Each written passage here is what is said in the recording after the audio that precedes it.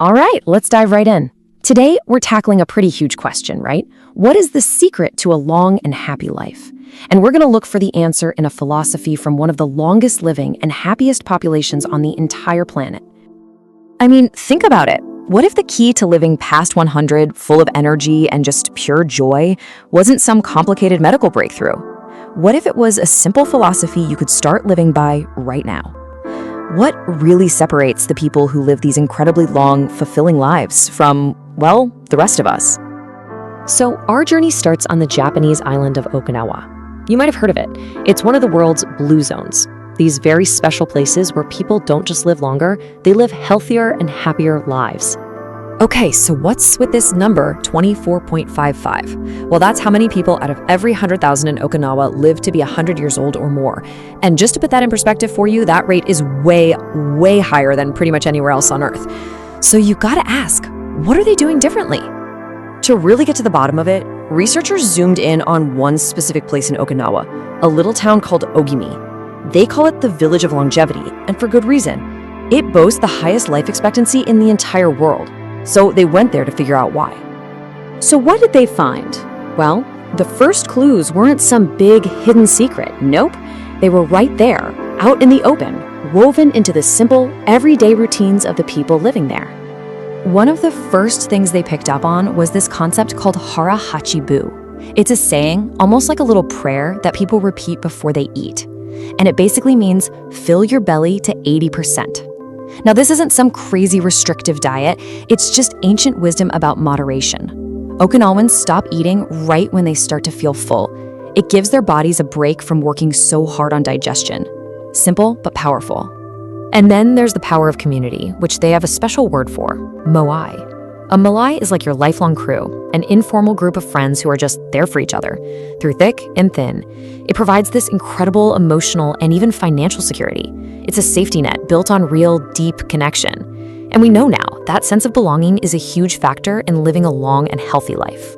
So you start to see a picture forming, right? A diet with lots of veggies and tofu, some light, daily exercise like gardening, those super strong social bonds. These are all critical pieces of the puzzle. But the people of Ogamimi made it clear that all of these habits are really powered by something deeper, something bigger, a clear purpose in life. Because, you see, as important as diet and friends are, the researchers started to realize that the real secret, the engine that makes this whole thing run, was something you can't really see or touch.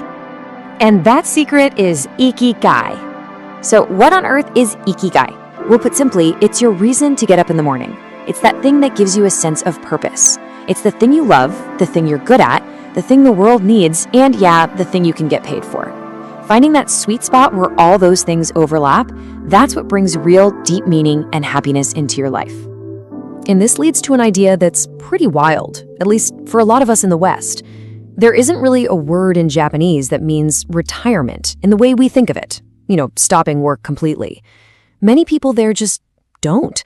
As long as they're healthy, they keep doing what they love because their work, their purpose, is a fundamental part of who they are.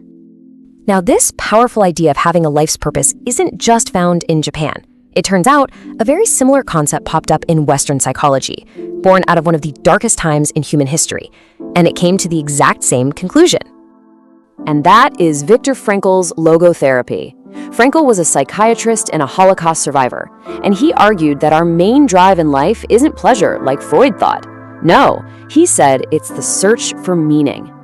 And as you can see here, unlike psychoanalysis, which is all about digging into your past, logotherapy is forward-looking. It helps people answer that one fundamental question: what is my reason to live?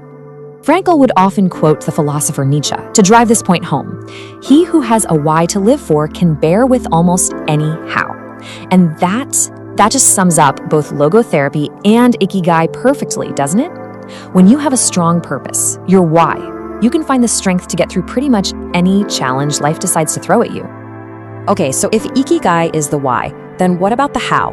How do you actually feel that sense of purpose in your day-to-day life? Well, the answer lies in a really cool psychological concept called flow. You know that feeling, right? When you're so deep into something that the rest of the world just fades away. That's flow. Time just disappears, you forget about yourself, you're just completely in the zone. That's the state where you really live your Ikigai. It doesn't matter if you're a painter, a programmer, a parent, or a gardener. So, how can we get into this state more often? Well, the strategy is pretty straightforward. First, pick something that's challenging, but not so hard that it's impossible. It's got to stretch you a bit. Second, have a really clear goal in mind. And third, and this is the big one for our modern world, you have to focus on one and only one thing at a time. Let's just be honest here. Our obsession with multitasking makes achieving flow impossible. The science on this is crystal clear. It absolutely tanks our productivity, it skyrockets our stress, and it makes us make more mistakes. If you want to find that deep, satisfying focus, you've got to commit. Do one thing at a time. So we've gone all the way to Okinawa. We've looked at everything from their diet to the deep sense of purpose that guides their everyday. And now, well, now it's your turn to start your own journey. Because if there's one big lesson to take away from the incredible people of Ogimi, it's this.